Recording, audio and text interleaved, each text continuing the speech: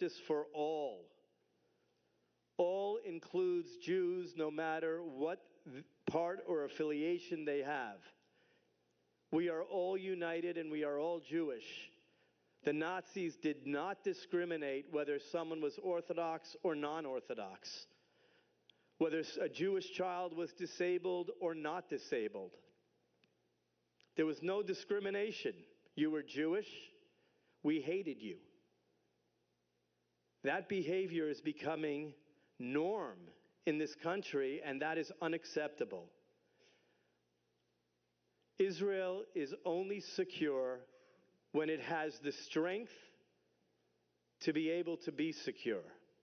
The Grand Rabbi of Lubavitch spoke about the concept of peace is only established when there are strong nations and strong countries that are able to make certain that there is a deterrent. We are blessed tonight. You will be hearing from two incredible leaders. It's my privilege tonight to introduce a woman who is at the forefront of the battle for keeping the Jewish faith, keeping tradition, letting students understand their history of being Jewish, explaining that Israel is a state, a Jewish state, that must have its security. She is also one of America's leading businesswomen. She is a patriot of both countries. She is known as a friend to many in this room. To me, she is the beacon of what a businesswoman, what a Jewish woman who cares deeply about her faith, deeply about America, deeply about Israel, and together with her husband impacted America and Israel in so many ways that are public and so many more ways that are not. It is my privilege to introduce tonight Dr. Miriam Adelson.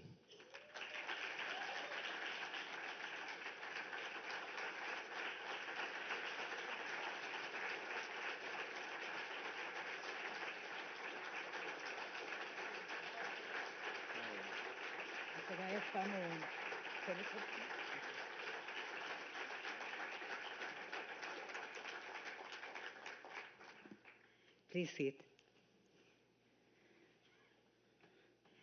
Before I start, I want to dedicate a few minutes to my students who came all the way from Pennsylvania, and I heard from Harvard. And I want to tell you, I want you to continue to walk with your kippah in school. Stand straight. You know, my husband had a poster in his office, and this was one of the impressive things in my life in his office. Just a painting of a guy standing like this. And it says, stand up for what you believe in, even if you stand up alone. Guys, from all my heart, I'm telling you, start going with the kippah. Go with your Magen David. And to others. And more people would join you. Oh, that's nice. That's nice, he's already. But go in college, group of people, and stand up for them. And many Jews would join you. And even non-Jews would start wearing kippah and be with you because they are smart and on the right side.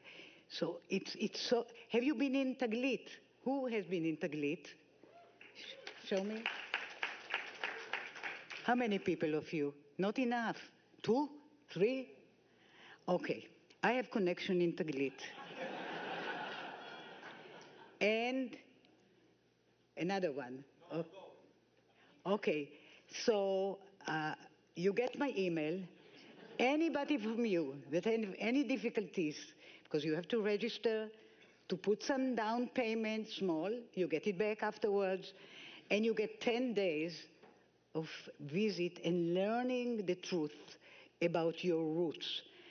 And I'm sure when you come back, you walk proudly all over with a kippah and proud to be Jews. Because when you learn your roots, you learn a lot. You are connected to something in the ground, and you are a better person. You know, I meet a lot of Jewish kids in Jewish events, and they come to us, we have a line, and everybody say, it changed my life. So many times that I say, ICML. Everybody ICML. It changed my life. One day, one of our friends, who was a congressman, sent his daughter to Israel to birthright. So I told him, you'll see when she comes back, it will change her life. So we are talking with him, and he says, we ask him, well, did she say it changed my life? He say no. So we look down, so sad. And then he say, he wants to make Aliyah to Israel. Okay, so go there. And the most important thing, don't pay attention to them. They cannot kill you. No maximum, learn a little bit self-defense. Okay? But really, I am going all my life with my Magen David, and I stand up. Yes, I have security, but you don't know. I'm in Iran calendar and here calendar. You never know. You have to be, one of the most important things in my life is to be proud of what I am. And I am proud Jew, Israeli American, and continue to be there.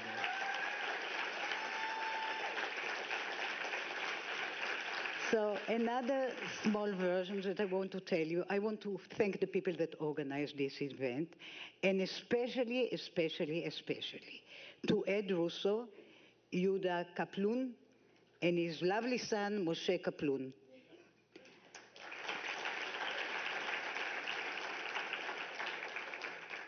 And here I'm starting the speech that I prepared yesterday all day, because we have another speech to ISC.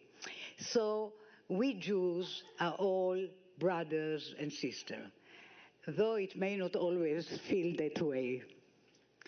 Religious or secular, liberal or conservative, white collar, blue collar, Ashkenazi or Sephardic, at the end of the day, despite our differences and disagreements, we are a big Meshuganer family. Like siblings who go their separate ways, but reunite in time of joy or hardship. We are responsible for one another. When it matters, we look out for each other. This is because of our shared traditions, beliefs, experiences, and goals. Our sense of destiny as a community that spans the generations and the globe. It is also because history has not always been kind to us. By surviving persecution, genocide, and discrimination, we learned that we are few in numbers, but mighty when we march together with faith in our values and our vision. My friends, right now, right here, in this great United States, we are at such a moment. It may not seem that way. Being an American Jew, like being any American, is a wonderful privilege. I know this as a native-born Israeli who became U.S. citizen after marrying Sheldon, Zichrono Livracha, my beloved husband. Thank you.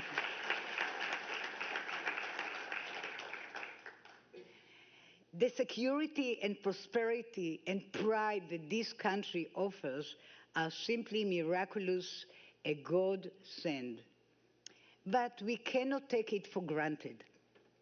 The world is changing fast, and not always for the better.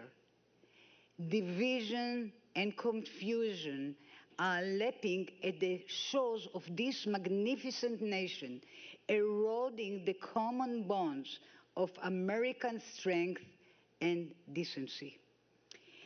It has given rise to open and ugly anti-Semitism, something none of us dreamt we should see here in our lifetime. And as the brave students in the audience know, it has turned supposedly elite university into propaganda factories where Jews are not welcome. It also threatens to undermine the US alliance, a source of stability for both countries, at a time when so much of the Middle East is in chaos, when the Jewish state is in a fight for his life. My friends, my brothers and sisters, all of this should be on our mind ahead of November 5th. And you should already have made up your mind on who to vote for. Donald J. Trump. I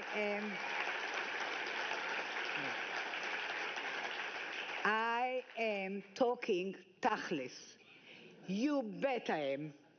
Tachlis doesn't only mean bottom line or brass tacks. It comes from the Hebrew word tachlit. Tachlit, which means purpose. We Jews are a purposeful people. And President Trump is a purposeful man.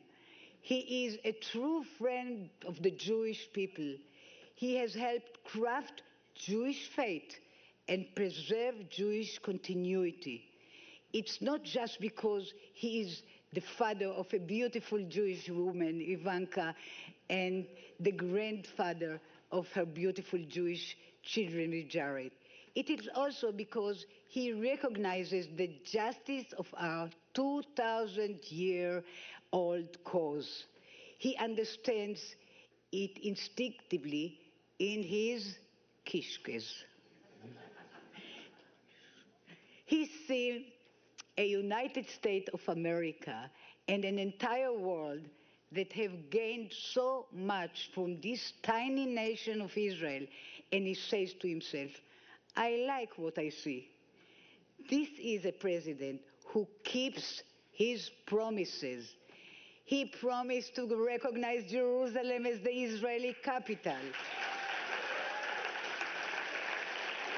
Promise kept. He promised to recognize the Golan Heights as Israeli territory. Promise kept. To rip up the disastrous nuclear Iranian deal. Promise kept. And to bring more peace to the Middle East. Promise kept.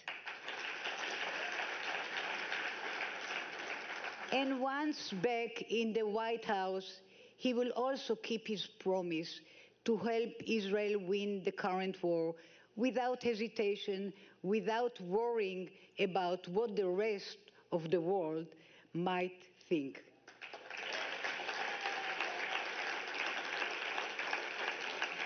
Because Trump does what is right, straight and simple. Tachlis. That's all we Jews are asking for. And that's why all of us Jews must vote for him.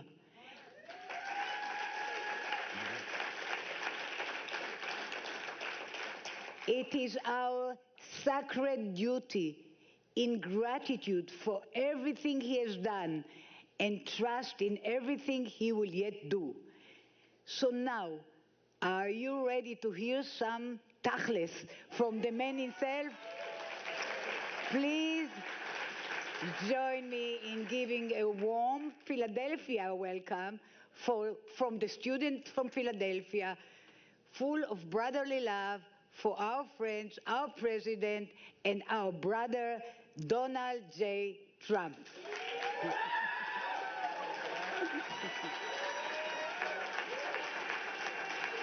Yeah. You are good. You are the best. Yeah. Okay. The best.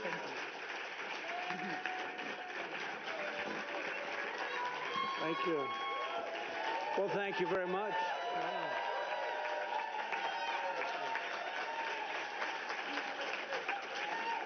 Thank you very much, Miriam. I don't know if you know it, it's a great lady. This is a great lady. This is a great one. Thank you, Miriam. Thank you very much.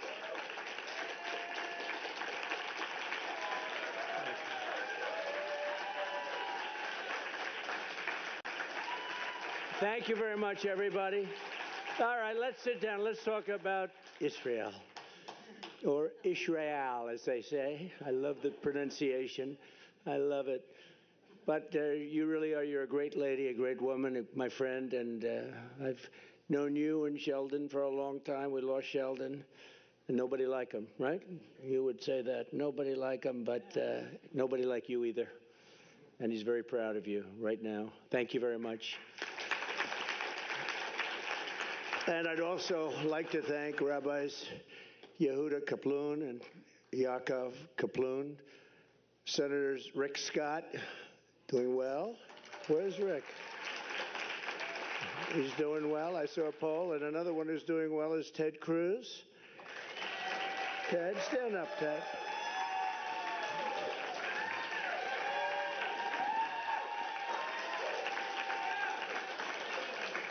Thank you, Ted. Thank you. And Lindsey doesn't have to do well because he's got another few years to go before he runs. It's something nice about that. But Lindsey Graham is terrific, terrific guy. Bill Haggerty, who's fantastic. Bill, thank you very much. And Joni Ernst. Where's Joni Ernst? Joni, thank you very much, Joni. Great, doing a great job. Those farmers love Joni. I'll tell you, she was tough, right? She came to see me, and I thought I made a deal, and then she said, no, no, no, we want more, more, more. But that's what you're supposed to have, right? Good job, Joni, and you got it. Former Senator Norm Coleman. Norm, thank you. Thank you, Norm. You look good. And a spectacular person, Elise Stefanik. Spectacular. What she did to that woman at Harvard with the big, big fat glasses. That woman had no idea what was happening. That was beautiful to watch, actually. A friend of mine, Carlos Jimenez. Carlos, thank you, Carlos. Got a lot of power here. There's a lot of power here. You know, this is like the old days. Because frankly, there's been a movement going on. I call it AOC +3, but the +3 is a lot more. And we have to end that. We have to end it. We have to end it fast. I've never seen anything like it. John Carter, please. John, where's John? Thank you, John. Thank you very much. Good job. Mario Diaz-Balart. Mario, thank you. Thank you, Mario. Byron Donalds. Boy, he's a popular guy. He is, and he's a great guy with a great future. Good. I didn't see you back there. You didn't. He has so many pictures with me. He didn't need a picture. He doesn't want another picture. Ronnie Jackson. What a great guy. Think of this. He was an admiral, a great admiral, respected by everybody. Then he became the White House doctor, took care of maybe Bush a little bit, and Obama, right? And then Trump. And they asked him, who's the most healthy of the group? And he said, not even a contest. Who? Trump. Trump. In fact, he said Trump would live for 200 years if he didn't eat junk food. I don't know if I like that, but that was okay. Great doctor. Now he's a really popular congressman, and he's our friend. And when I had a little ear problem, he was there. He literally came from Texas, and he Did a great job, and I appreciate it very much, Ron. Thank you. Because once you're a doctor, you're always a doctor, even if you're a congressman, I guess, right? Don't you think? Somebody who's been really spectacular, especially for the last few months. I don't know what happened to him, but boy, he likes me a lot better now than he used to. Michael Lawler. Am I correct in that? Where's Michael? Right? Something happened. But he likes me better now than he used to, and I like that because he's a good man, great man. Mike Flood. Mike, thank you. Virginia Fox. Virginia. Thank you, Virginia. Michael Waltz, who's doing a great job in defending all of us on television. He's doing a great job on television. And a spectacular woman, a beautiful woman. I'm not allowed to say that anymore because, you know, it usually puts you out of politics, but I've said much worse than that. But she's a beautiful woman, and she really is the most incredible family. And she came to me about endorsing someone in her area who had no chance, and I said, okay, we'll do it, against an incumbent Republican that I didn't like very much and probably didn't like me. So we took a chance, Mary, didn't we? Mary Miller, we took a chance, and our candidate won in a landslide, right? So that was great. We don't like having to do that, but in that case, we had no choice. Ambassador Lana Marks, who was terrific. Thank you, Lana. Good job. You did a great job as ambassador. West Virginia Treasurer Riley Moore. Thank you, Riley. Thank you. Going on to very big things, actually. Jacob Hellberg. Jacob, thank you. Thank you, Jacob. Great job. Somebody who's very talented, knows a lot about a lot at a very young age. Morgan Ortegas. Morgan. Thank you, darling. And also somebody who defends me so well, Elizabeth Pipko. Elizabeth? Wow. I watched you last night, Elizabeth. You were brutal to this other person. They didn't have a chance last night, Elizabeth. Thank you very much. I appreciate it. We need all the defense we can get. And a friend of mine and a man who's actually a great environmentalist. He really is a great one. And he wrote a book on Donald Trump as a great environmentalist, which is actually true, but a lot of people don't know that. But I'm an environmentalist with common sense. I like buildings to have windows. You know, they'd like to close up all windows. The building should be built 90 stories tall, but that doesn't matter. But it can't have any windows. The things they're doing with the Green New scam is just unbelievable. 97 trillion. How can we do that, Ted? I think that's very doable. 97 trillion. Most people don't know what that means. Nobody knows. Nobody's ever heard of a number. To do the Green New scam the way they want it. 97. That's more than China, the United States, and every country in the world for the next 200 years has. But they go along with it anyway. But he's a great gentleman and a friend of mine, Ed Russo. Where is Ed? I'll tell you, that's great that Ed is here. Wow. Before we begin, I just want to mention some polls that just came out, and I've decided to go back to doing this because they never release the polls when they're good, and they've been really good, and they don't release them. And unless one comes out, they had one that came out the other day where they interviewed 51% Democrat, 22% Republican. Trump's down by 6. I said, how the hell can you win on a poll like that? When you're down by, like, they interview 40% more Democrats, and then they say, if you're down by 6, that means you're actually winning by about 15. But we don't go with that. But we do go with the respected polls. And we go with polls because they don't want to release them because they've all been pretty good. In the very, very, I think, accurate poll over the last 9 or 10 years, I think Rasmussen's been really one of the best. And it was just released a little while ago.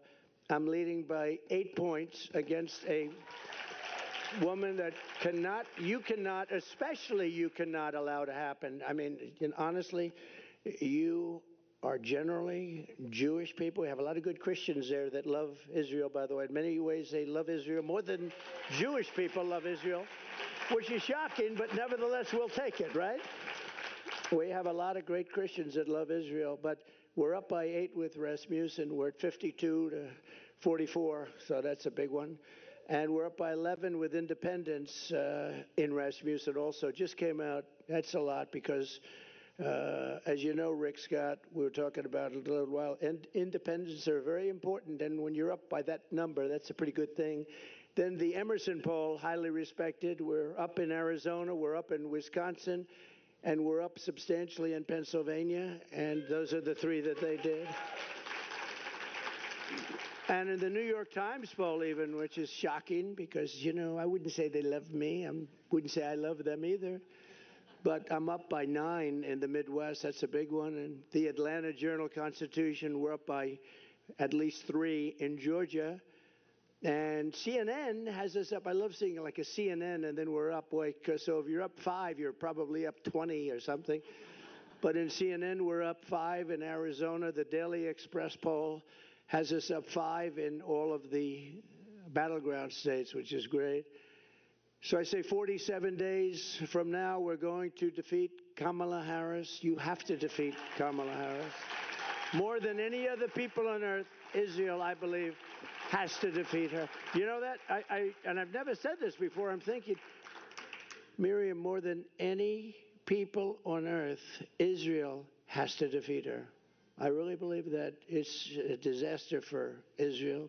And you know why, and you've heard her statements. We're going to take back our country, and we're going to make Israel great again, and we're going to make America great again. We're going to make them both great again, greater than ever before. We've gathered today to talk about the scourge of anti-Semitism tonight. We're 2 weeks away from the 1-year anniversary of the worst attack on the Jewish people since the Holocaust. Without question, on October 7th, which would have never happened if I was president, by the way, I have to always preface it by saying it would have never, ever happened. Innocent men, women, children, and babies were tortured, maimed, kidnapped, and killed. It was an amazing sight, especially if you were able to see, and you don't want to necessarily see it, some of the tapes and film that was made of the atrocity. It was a wake-up call for the entire world, and you have to take it that it is a wake-up call. Get smart. Instead, even here in America, Jewish citizens have been forced to endure the worst outbreak of anti-Semitism in many generations. And so many people shockingly even deny the attack took place. This is a new thing. I saw it recently where they're interviewing people. They said, well, we don't know if there was an attack. I don't know. It's just so terrible. And, you know, there were people I read many times during the Holocaust, we had people denying it. They were deniers. They said, we don't believe it ever took place. And it's a terrible thing when they say that. I never thought I would see anything like what is happening right now. I never thought you'd ever see a thing like this ever happen. It's beyond belief. You know, 15 years ago, Israel was the strongest lobby, if you want to use the word lobby, had the strongest representation of people like this. These are great people, Miriam.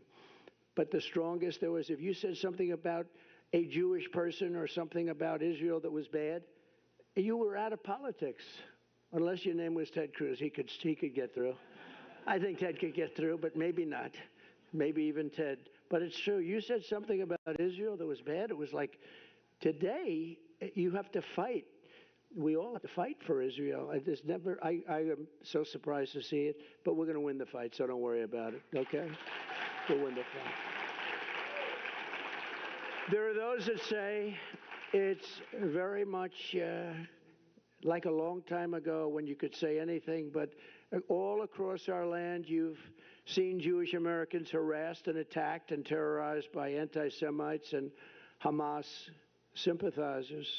I can't believe what we've been witnessing over the last year. Actually, I've watched it in great detail. I've watched it, and I've watched it take place. It's hard to believe. Yet, despite presiding over this explosion of anti-Semitism, Kamala Harris has done absolutely nothing.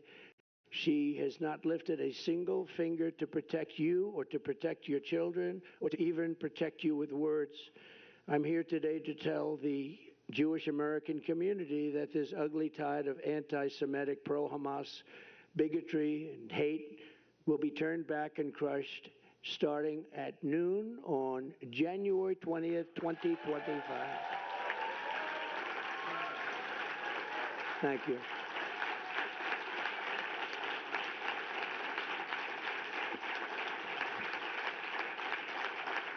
Thank you.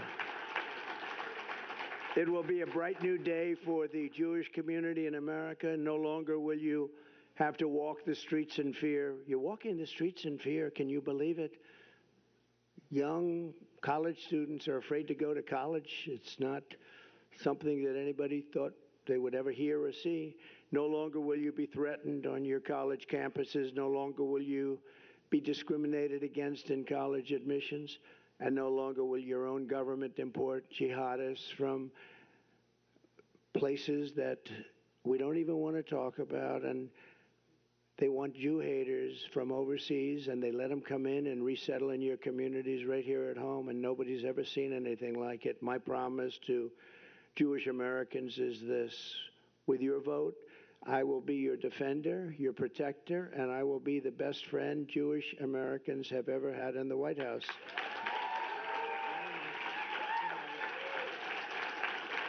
You know that. Thank you.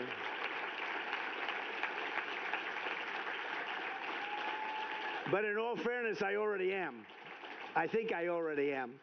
I don't have to think. In fact, I already am. I am the best defender you've had as president by far. I think there'd be no question. Miriam mentioned 4 or 5 of the things. Those each individual thing. Oh, her husband would drive me crazy. You have to do this. You have to do that. You don't know what I had to put up with. She was like the calming influence. I said, Sheldon, I can't do that. It's too much. He said, no. And every time I got something, he'd immediately start with something else, right? He'd get something, always fighting for Israel and the Jewish people. But, I had such great respect for him.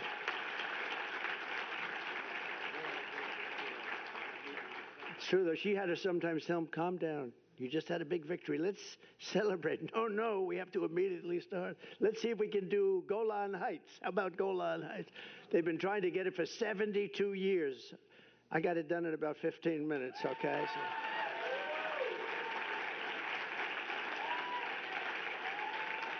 Even Sheldon couldn't believe that one, I'll tell you. Even Sheldon couldn't believe that one. He said, we just got Golan Heights.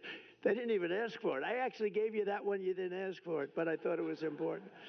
Ground zero for the outbreak of the anti-Jewish hate under Kamala Harris has been our college campuses.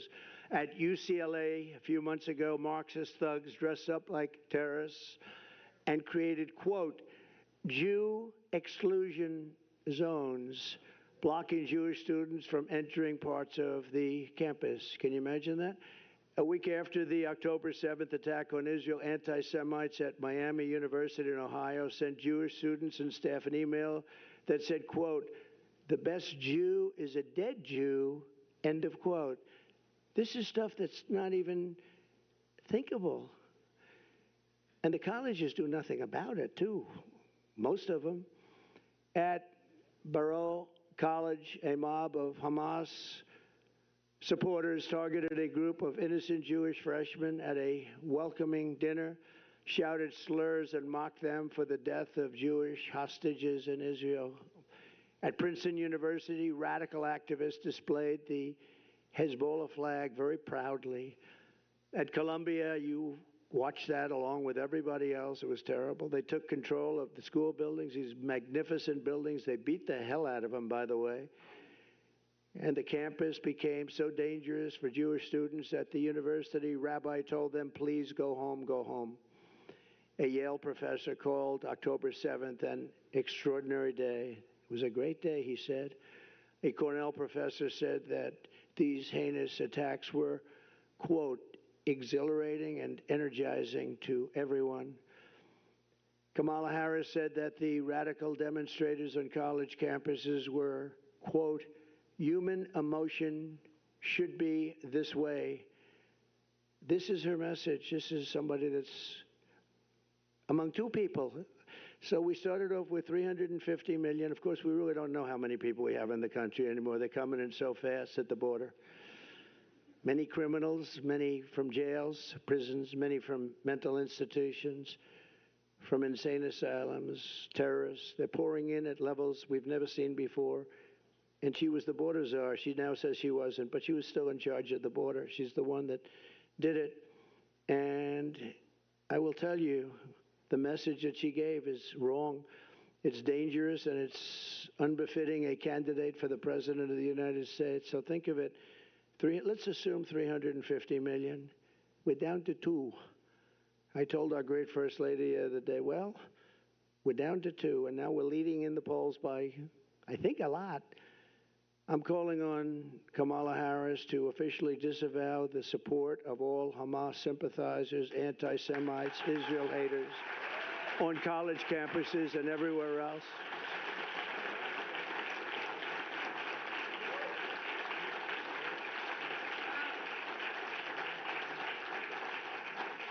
So I'm calling on her to do that, just disavow. But she won't do it. You know that. She's not going to do it. She's going to talk. She's going to talk about nothing, talk about the weather.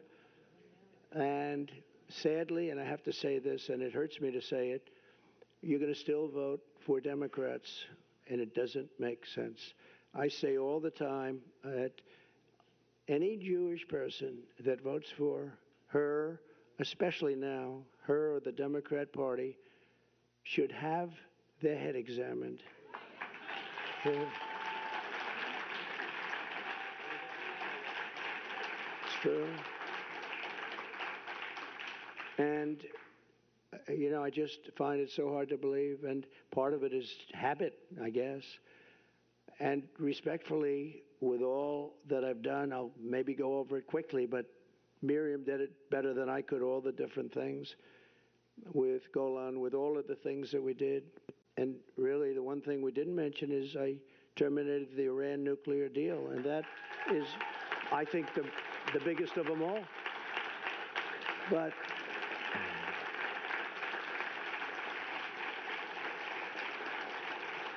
thank you.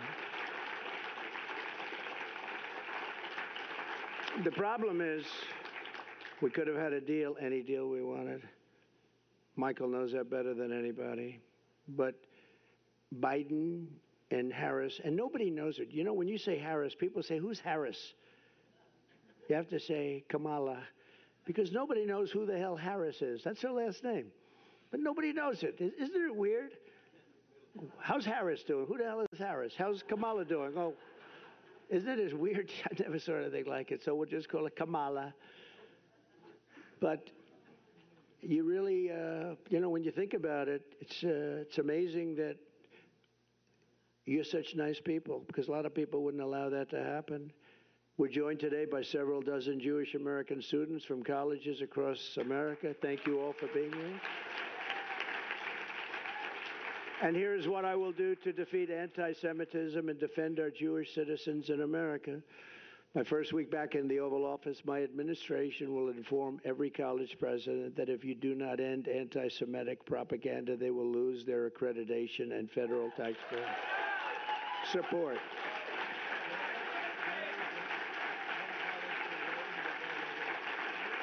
Thank you.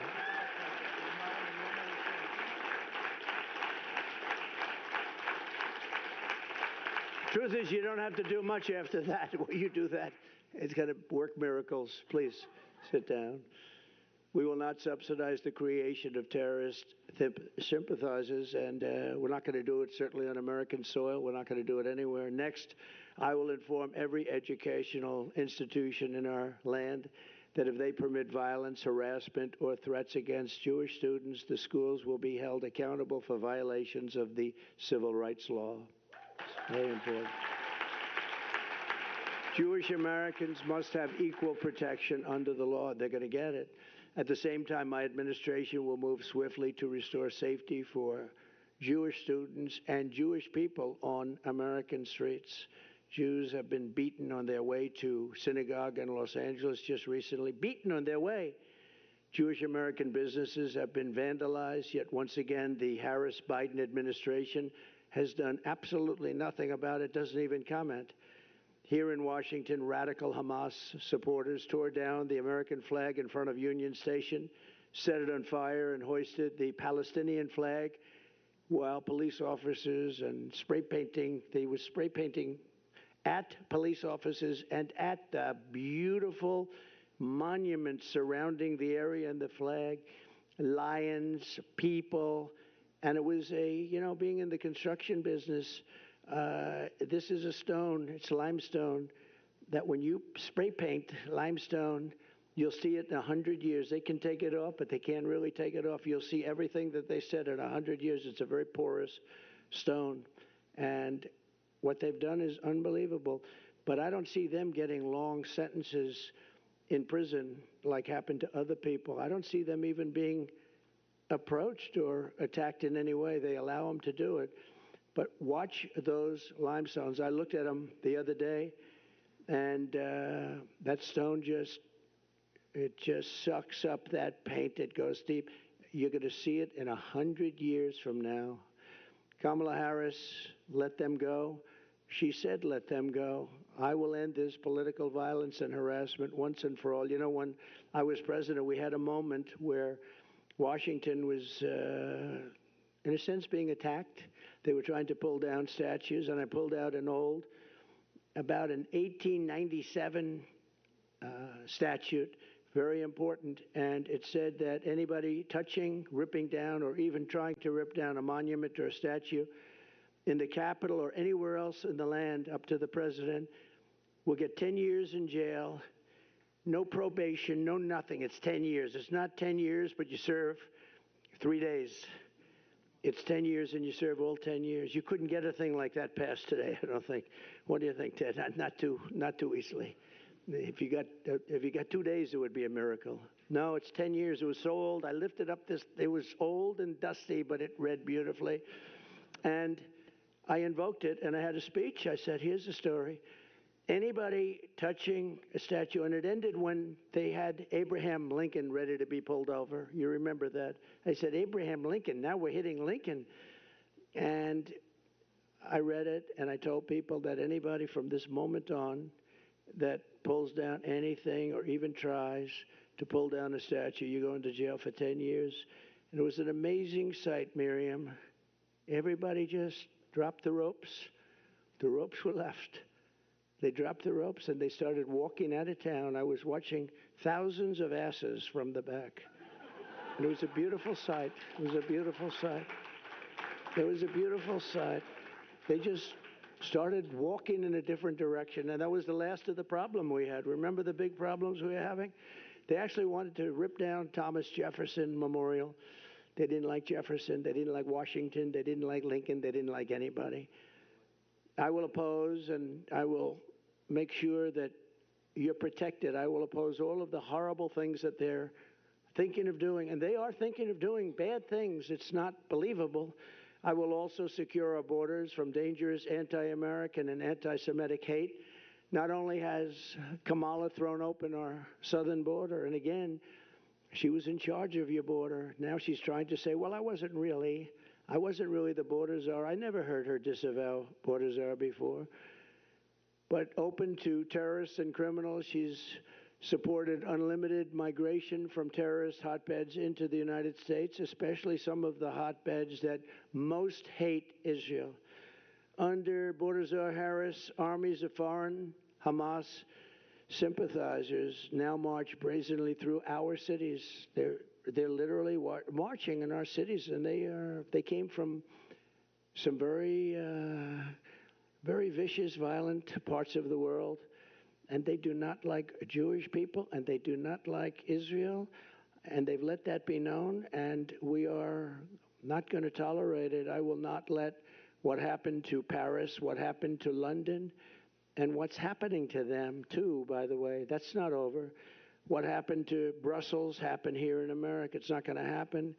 We will deport the foreign jihad sympathizers and Hamas supporters from our midst. We will get them out of our country. I will ban refugee resettlement from terror-infested areas like the Gaza Strip.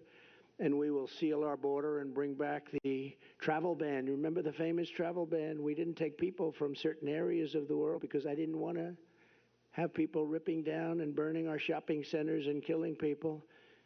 but we're not taking them from infested countries. We will quickly rebuild the greatest economy in the history of the world for Jewish Americans and for all Americans. It will happen very quickly. We will defeat inflation, cut energy costs in half, and we will have something that some people in this room would be interested in, and frankly, some won't. But I'll say it anyway because you got those television cameras blaring. No tax on tips, no tax on overtime, and no tax on Social Security benefits for our seniors. That's a good one for this room. This room likes that last one. And to help Americans who are buried in crushing credit card debt under the Kamala Harris economy, we will have a temporary 10% cap on credit card interest rates because they're paying 20 and 25% and they're getting decimated. So it'll be a temporary 10% cap. But look, this is the most important election in the history of the United States, and it's also the most important election in the history of Israel. The United States election is the most important election in the history of Israel, actually, if you think about it. How crazy does that sound? But it's true. With all I have done for Israel, I received only 24% of the Jewish vote. Now think of this. I really haven't been treated very well, but that's the story of my life. It's true. Think of it. But I understood that because I wasn't really tested. I wasn't a politician, and I won, but I understood that.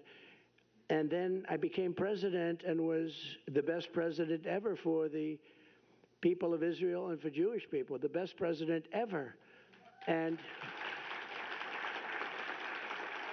I did more for them than any president has, and probably any president can do or will do, other than the current situation that's coming up, because I have a feeling that maybe that's going to be more than anything that was even done in the past, if you want to know the truth, because I think Israel's in big trouble. But I gave them, as Mir said, Golan Heights. I gave them the Abraham Accords, which is amazing. Nobody thought that was possible. 4 strong, powerful countries signed. Think of it. I would have had every country signed. I might have even had Iran signed, okay? As crazy as that sounds. You're kidding. You know that, Michael. I might have even had that. But we had peace in the Middle East. When I left, we had peace in the Middle East, but I had the Abraham Accords. And it was something that if Obama had done it, that would have been any prize, you named the prize, but they would have had every single prize ever devised by man. I did it. Nobody said a thing. And that's okay. I do the right thing. And I was helped a lot by Jared and a lot of other people that really understood what was going on. But I recognized the capital of Israel and opened the embassy in Jerusalem and got it built. Not just had it there. You know, the generals came in one of my days in office. They said, "Sir, could you sign this? What is it?" It said, "Order for $2 billion to be spent on a embassy that would have cost much more." I said, "Where's the land?" "We don't have it yet, sir, but we have a couple of terrible sites under negotiation." I'm good at real estate. These were bad locations in Jerusalem. I said, "Do we have anything?" "Let us look, sir." And they do. They had a site that was better than anything we had, a much better location, and we have it for nothing. So far I'm doing a good job. Then I said, "Is there a building on it?" "Yes, there is, but it's not in use." I said, "Is it structurally sound?" "Oh, yes, very strong, very structurally sound." "Is it setback?" Because you want setbacks for embassies for things called bombs. "Yes, it's setback, and it's on high. It's one of the best locations." I said, "So we have it."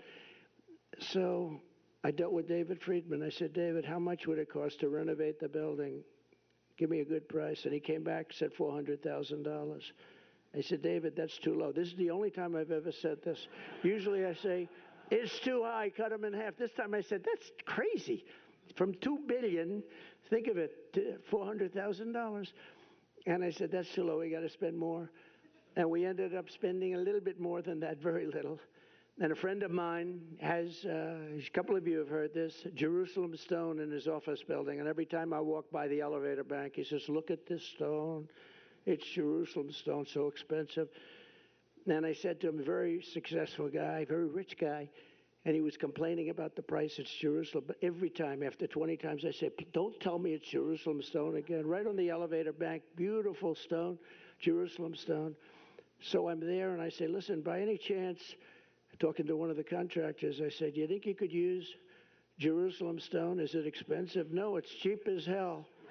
We're in Jerusalem. And we built the whole building out of Jerusalem stone. And we did it very inexpensively, got it opened in about 4 or 5 months. You would still be talking about your $2 billion building, Ted. That building would be under talk for about 5 more years, and then they'd spend $5 billion and it would look like hell. This building is better. You'll never do better. Someday they'll rip it down and do some monster. But I was very proud we got it built. And most importantly of all, in my opinion, because I asked, what's the best? Golan Heights, is it? Is it Jerusalem, the capital, moving the embassy and all of that? What is the best? What's the best? Is it the Abraham Accords? And some friends of mine that are very smart, no, not even close. The best thing you ever did for Israel is you terminated the Iran nuclear deal, which was the worst deal ever made for Israel or for any country. That was the best. That's true. That was more important. Remember, that was more important than any of the other things, of the many other things that we did. The problem is that Harris, Kamala, and Biden did absolutely nothing with it. You could have made after the election, which we had a very bad thing happen with that election. Think of it. If that election were proper, you wouldn't have had Russia attacking Ukraine. You wouldn't have had October 7th. Would have never happened because, as you know, Iran had no money at that time. None. Zero. Nothing. They had no money to fund. There were stories about it, that there was no money for terror. You wouldn't have had inflation. You wouldn't have had that horrible leaving of Afghanistan in such a way, not the leaving because we were ready to leave. We would have left before them, but we were leaving with strength and dignity. That was the worst. I think it was the lowest day, the most embarrassing day in the history of our country. Because of that, probably that's why Putin went in. He would have never gone in with me, though. But all of these things, and on top of everything else, I gave them more than $20 billion, Israel. And I said, when I did it, I said, I'm the best friend they ever had. And still, in 2020, so remember, I got 25%. Now I did all of these things, and I got 29%. Think of it. So I wasn't treated right. But it's not me that's been treating badly. It's Israel, because you can make a big difference in the vote. You're going to be a big factor in the vote. I will say places like Miami and different places were great. But honestly, I went from 25 to 29, and based on what I did and based on my love of the same love that you have, I should be at 100. I should be at 100. But let me give you the bad news. A poll, I just told you how good the polls are, but we need every vote we can get. The current polling has me with Jewish citizens, Jewish people that's supposed to love Israel. After having done all of that, having been the best president, the greatest president by far, a poll just came out. I'm at 40%. That means you got 60% voting for somebody that hates Israel. And I say it's going to happen. It's only because of the Democrat hold or curse on you. You can't let this happen. 40% is not acceptable because we have an election to win. So after all of this, I went from 29 to 40%.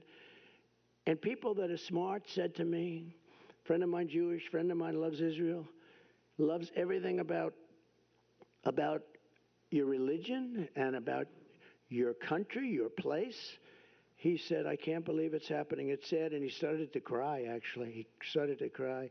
With all of this, and he's a tough cookie. I don't think he cried since he was a little tiny baby. Maybe then I don't think he cried. I don't think he cried then, Miriam. But I will put it to you very simply and gently. I really haven't been treated right, but you haven't been treated right because you're putting yourself in great danger. And the United States hasn't been treated right. So if I don't win this election, and I've been very good, you know, they say Trump's been right about everything. I've been right about a lot of things. Even Ted will admit that. I've been right about a lot of things. that a lot of people said, no, that won't happen, but a lot of bad things happened, and some good things I've been right about too. And I only want to be, so I'm not going to call this as a prediction, but in my opinion, the Jewish people would have a lot to do with a loss if I'm at 40%. If I'm at 4, think of it, that means 60% are voting for Kamala, who in particular is a bad Democrat. The Democrats are bad to Israel, very bad. They'll never change because they have a section of their party now which has become amazingly and quickly very powerful, vote-wise. I mean, Chuck Schumer is a Palestinian. Who would have thought that was going to happen?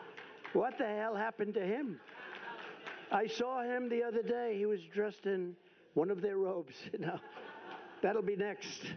No, Chuck Schumer is Hamas all the way. I don't know what the hell happened to him. If you support him, you're crazy. I have never seen his change may be bigger than Kamala on fracking in Pennsylvania, okay? But if we don't win this election, Israel, in my opinion, within a period of 2 to 3 years, will cease to exist. It's going to be wiped out. That's what's going to happen. It's a tough thing to say, but what difference does it make from my standpoint? I have to tell you the truth, and maybe you'll be energized because there's no way that I should be getting 40% of the vote. I'm the one that's protecting you. These are the people that are going to destroy you, and you have 60% of the Jewish people essentially voting for them. If I do win, Israel will be safe and secure, and we will stop the toxic poison of anti-Semitism from spreading all over America and all over the world. We'll get it stopped. But if I don't win, I believe Israel will be eradicated, and you can't let that happen, and I don't think you will let that happen. So you have to, Rabbi, you have to get everybody together, and you have to get them to vote, because it's craziness to say I'm at 40%. And when I heard that number today, it just came out today, when I heard that number today, I think it was insulting to our country. It was insulting to Israel. You know, it's very interesting. They did a poll in Israel. I'm like at 99% favorable. I could run for, right now, I could run for any office in Israel. In Israel, they love me. Here, not so much. But they do love me in Israel. Miriam, I'm at 99%. Everybody loves me. I could run for prime minister. Would you like me as your prime minister? But I have to learn your language. That's a tough language to learn. I have to learn it in about 3 months. I have to learn it very quickly. But no, I'm most popular person in Israel. But here it doesn't translate. It's a strange thing. So we have to save Israel. Look, you're here for a reason. We have to save Israel. This is no longer games. This is no longer games. This is the saving of Israel. And I'm going to mention it. We're making a big statement in a little while at another conference, also very important. And I'm going to mention it again and again. I believe that Israel will be wiped off the face of the earth if I don't win. And that's a big statement. That's a horrible statement to make. And it's just the way I feel. And a lot of people in this room agree with me. Because look at what's happened in the last 2 years. I have never seen anything like it, where something has gone so down so fast, where even Jewish people are protesting in these groups. They're Jewish people. People wearing yarmulkes are in these groups that are protesting with 100,000 people. So they have to change their way, because with your vote, you can reject anti-Semitism in our schools, in our communities, in our foreign policy, and in our immigration system. But all of that starts by rejecting Kamala Harris at the ballot box. She is anti-Israel, and she is anti-Jewish, and you got to get smart to it. And with that, I have great love and great respect for so many of the people in the room. I have so many friends in this room. I fought so hard for you.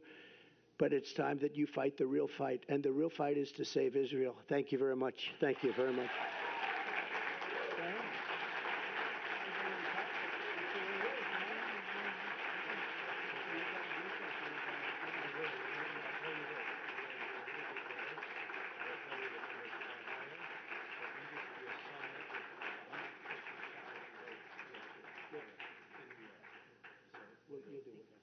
Thank you, everybody. Thank you very much.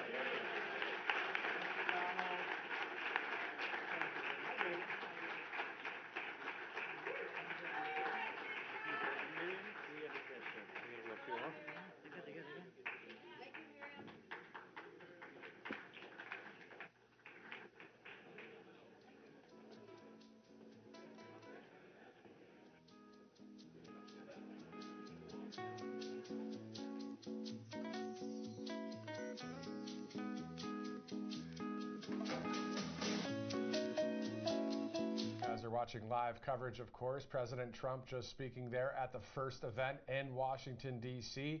On to the next event for a speech in front